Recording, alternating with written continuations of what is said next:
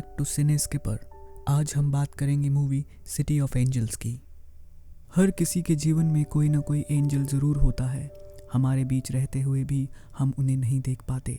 चाहे हम उन्हें ना देख पाएं, लेकिन हम उनकी प्रेजेंस ज़रूर महसूस करते हैं।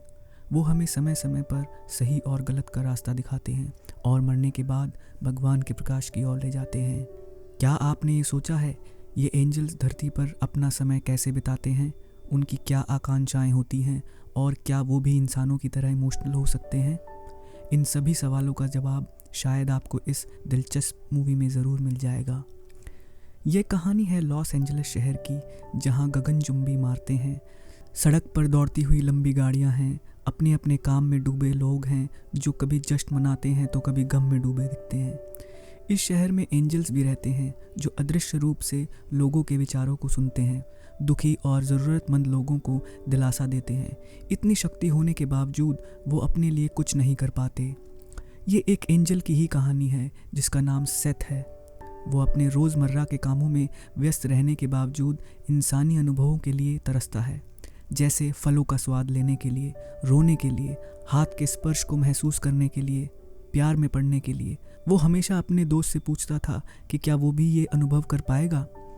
सेथ सिर्फ उन लोगों को दिखाई देता है जो मौत के बहुत करीब हैं और उन्हें दिलासा देता है और उन्हें ईश्वर के प्रकाश की ओर ले जाता है। इस कार्य के दौरान सेथ और उसका एक साथी कासिल लोगों से यह ज़रूर पूछते थे कि उनके जीवन में उनकी पसंदीदा चीज़ क्या थी। ये मैगी है जो एक बड़े हॉस्पिटल में हार्ट सर्जन है।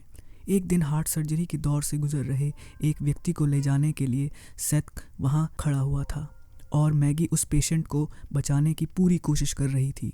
सेथ के अदृश्य होने के बावजूद उसे ऐसा लगता है कि जैसे मैगी उसे आंख में आंख डालकर कह रही हो कि वो उस पेशेंट को कुछ नहीं होने देगी। आखिर में मैगी उस इंसान को नहीं बचा पाती और बहुत उदास हो जाती है और अपनी कैपेबिलिटीज़ पर शक करने लगती है। मैगी गंभीर पीड़ा से प्रभावित है और उसका आत्मविश्वास भी ख़त्म हो रहा है। यह जॉर्डन है उसका बॉयफ्रेंड, लेकिन ये भी उसे नहीं समझ पाता। को मैगी में दिलचस्पी हो जाती है और वो उसे दिखाई देने का फैसला करता है। मैगी को सेथ अच्छा लगता है क्योंकि मैगी सेथ से स्पिरिचुअल लेवल पे कनेक्ट कर पाती है।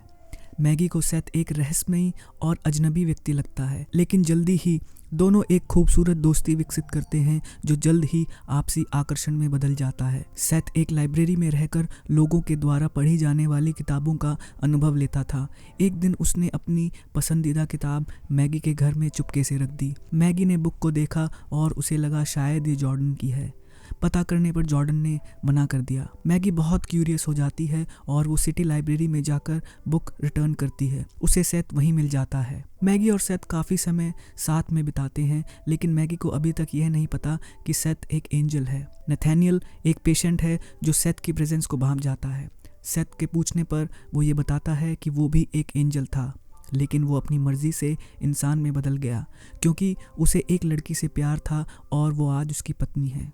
उसने बताया कि हर एक एंजल के पास ये चॉइस है कि वो भी इंसान बन जाए, लेकिन एक बार इंसान बनने के बाद वो आम इंसानों की तरह ही हो जाएगा। नथानियल बीच के किनारे जाकर पुरानी यादों को ताज़ा करता है। नथानियल सेथ और मैगी का दोस्त बन जाता है और उन्हें अपनी पार्टी में इनवाइट करता है। वहाँ मैगी सेथ के बारे में जानना चाहती है, लेकिन सेथ उसे साफ साफ कुछ भी नहीं बता पाता। तभी वो एक फ़ोटो देखती है जिसमें सेथ दिखता ही नहीं। वो सोच में पड़ जाती है। मैगी को सेथ पर शक होने लगता है। एक दिन मैगी सेथ को घर पर बुलाती है और बहुत सारे सवाल करती है। इसी दौरान उस पर चाकू से वार कर देती है, लेकिन सेथ की उंगली से तो खून का एक कतरा भी नहीं बहता।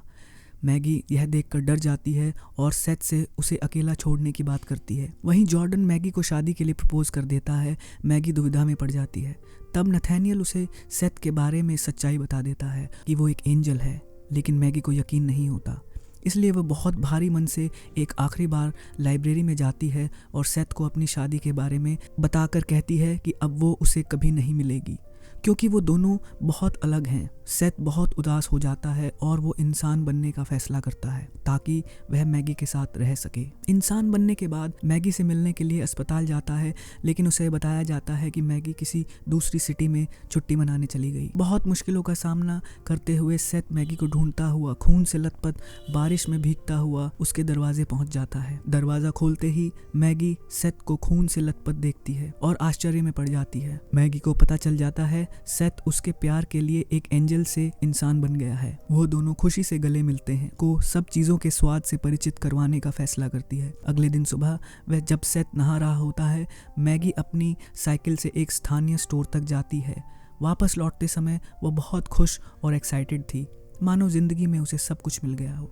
लेकिन तभी अचानक मैगी का एक्सीडेंट हो जाता है। सेथ मैगी की मदद के लिए दौड़ता है और दोनों एक दूसरे से लिपट कर रोने लगते हैं। ये बहुत दुखदाई पल था। हालांकि सेथ अब और एंजल को देखने में सक्षम नहीं था, लेकिन वह ये जानता है कि वे मैगी को उससे छीन कर ले जाएंगे। मैगी सेथ से अलविदा लेती है। सेथ बहुत दुखी हो जाता है। तभी उसका पुराना एंजल दोस्त कासिल उससे मिलने आता है और सेथ को दिलासा देता है। उससे पूछता है कि जो उसने मैगी के लिए किया, क्या वो वर्थ था? उस पर सेथ ने कहा, ऐसा वो हजारों बार कर सकता है, बदले में चाहे मैगी उसके साथ एक पल ही क्यों ना बिता पाए। कुछ समय बाद सेथ मानव होने की खुशी व्यक्त करता है और अपनी मनुष्य की जिंदगी से समझौता कर लेता है, वो भी मैगी के बिना। यह मूवी एक इमोशनल मोड पर ख़त्म होती है और हमें ये याद दिलाती है कि ज़िंदगी में प्यार कितना बड़ा मोटिवेटर हो सकता है, जो एक एंजल को मनुष्य में बदलने के लिए भी मोटिवेट कर सकता है।